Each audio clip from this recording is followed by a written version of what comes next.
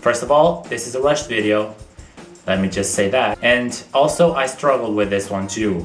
And I'm actually surprised I did.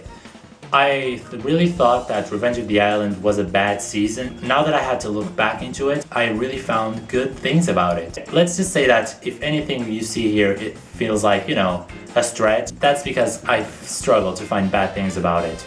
Dawn's elimination, the auditions. Come on Heather, why are you not weirded out by that robot? So having one less team member wasn't a problem for you. This is the season that started Chris being a total psycho. I mean, putting a bomb on Owen. Owen's cameo was unnecessary. Watch the episode without it and you won't miss a thing. Why is Owen such a favorite? The Toxic Rats technically won the challenge, but it was to eliminate Staci, so it's okay. The character Staci. V was clearly a rushed character. There was a subtle yet clear drop of animation quality in this season. Some songs were constantly on repeat, like this one.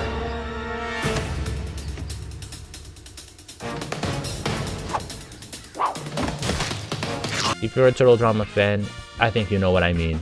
Why do I enjoy Anne-Maria's character knowing who is she inspired by? The character Vito. The toxic marshmallow of loserdom was an unfunny plot. This season starts a trend of likable characters being mistreated just for the kicks. Lightning screams are so bad that they are good. The portrayal of gamers by the producers. I think we should have been able to know how Scott got hold of Joe's whistle or Anne-Maria's brush. Some voice clips were repeated a lot, like Zoe's scream or Dakota saying, "Rude!" Chris said that they needed to ring 4 bells. After the break, they only needed to ring 3. Why was Fang being forced as a character? Did anyone else found the Horror of the Flush or the Cannon of Shame funny?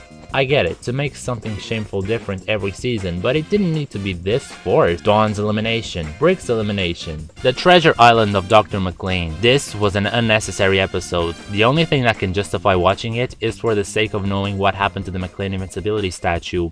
What has Dakota ever done to deserve such a treatment? The Dakota Zoid plot was stupid. Is this how Sam's presence on All Stars is justified? Because he appeared in this episode? What would have happened to Sam if Scott didn't have the invincibility statue? Grand Chef Auto was a very hard episode to watch, but hey, kudos for the accuracy. This doesn't look it was not made on purpose. Dawn's elimination. When will the folks of Total Drama Wiki realize that was Scott's plate, not this one? This one was the quiche that Cameron took a bite. It's a shame that Chef has never took charge in challenges ever again. It was Cameron's fault that Zoe was eliminated. Why 13 characters? All we needed was one more character. This number is just unsatisfactory. Why don't the 2 finalists get real auditions? Even Cameron's shading proves that his animation was reused. Zeke.